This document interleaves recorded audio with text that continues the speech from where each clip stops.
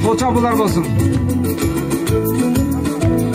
Баткен шаарына ички каттамдар үчүн келген 6 автобустун ар бири Айыл банк тарабынан 3 миллион 71 миң сомго лизингке алынган. Автобустар бүгүн Баткен шаарынын Борбордук аянтында тапшырылды. Автобус шаардын ичиндеги көйгөйлөрдү чечүү үчүн, жарандарыбызды ташуу үчүн, убагында жеткирүү үчүн, балдарды мектепке жетиш үчүн алынган. Ошондуктан биз бул автобустардын баасы лизингке алганбыз. 3 миллион 71 миң сомдон келген. Бул автобустар Өзбекстандан алып келинген, Самаркандта завод бар. Булардын агрегаттары бардыгы Япониянын үлгүсүндөгү автобустар. Буга чейин Баткен шаарында автобус каттамы болгон эмес. Бирок бул жаңы автобустар каттамга качан коюлары белгисиз. Шаар башчысы анын себептерин төмөнкүчө түшүндүрдү.